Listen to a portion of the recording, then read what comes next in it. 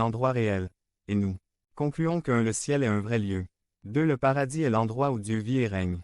3. Le ciel est notre future maison. Nous concluons également que le ciel est au-delà de notre planète, de notre galaxie et de l'univers connu de l'homme. De plus, nous parlons de 5 choses qui ne seront pas présentes au paradis.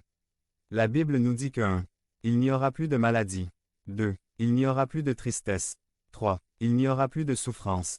Devenez membre de la chaîne et AIDEZNOUS à propager la parole de Dieu dans le monde entier. Dimanche 17 mars 2024.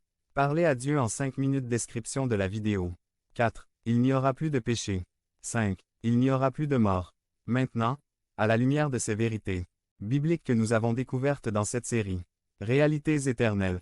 Réponse sur le paradis et l'enfer. La seule chose qui reste à nous demander est: comment devrais-je vivre si ma destinée éternelle est le paradis?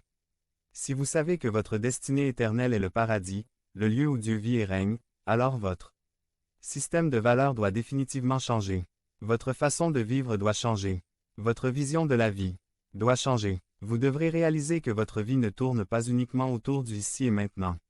Vous réaliserez que votre vie a un but divin, que vous avez été créé par Dieu et pour ses desseins. Si vous savez que votre destinée éternelle est le paradis, alors votre façon de vivre changera.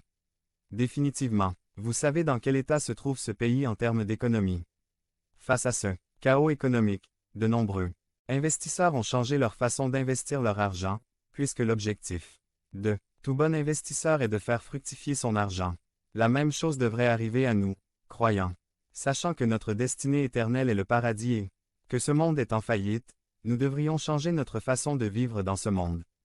Nous devons changer notre ancienne façon de vivre pour faire ce qui plaît à Dieu, car cela nous apportera de meilleures et plus grandes récompenses de la part de Dieu, non seulement ici dans ce monde, mais, plus important encore, lorsque nous arriverons au ciel.